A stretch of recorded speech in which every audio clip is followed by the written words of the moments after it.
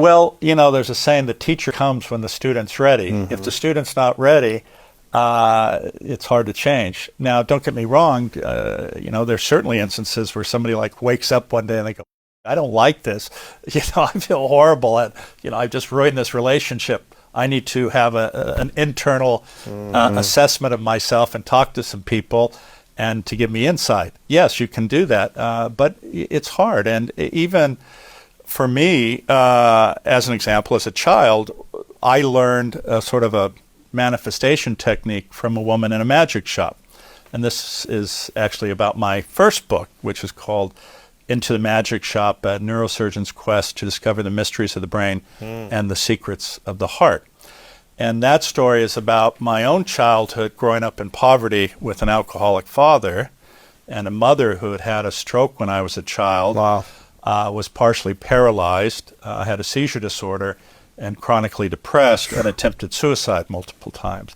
And we were on public assistance. Well, you can imagine overcoming that baggage is very, very hard. And but this is also an example of how one person can intervene and change somebody's life.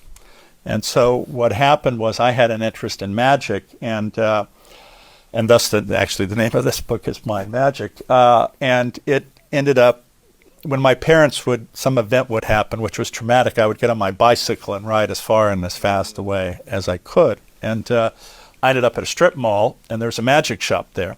And I walked in, and there was a woman there who was, as I described, this radiant person with this incredible smile whose very presence embraced you. And I was 12. Wow. And I was filled with despair, hopelessness. And it turned out she was the owner's mother. She knew nothing about magic. Really? Yes. But we began a conversation, and she was giving me chocolate chip cookies, which was great. Exactly what you needed at that time. But the thing is, she asked me actually some personal questions, which frankly, who wants to tell somebody you're poor, your father's an alcoholic? But I answered her questions, and after a while she said to me, I really like you. I think I can teach you something that could really help you.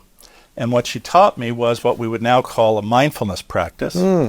Because as you know, talking about baggage, when you grow up in an unpredictable, chaotic environment, you're essentially in a war zone every day. Yes. As a result, it chronically stimulates your sympathetic nervous system or your flight, fight, or fear response. And what happens is that affects your brain in the sense that it cuts down options because you're looking at the shortest distance you have to go to survive. As a result, you can never relax. You're always fidgety. You're always looking around because you never know what's going to happen next.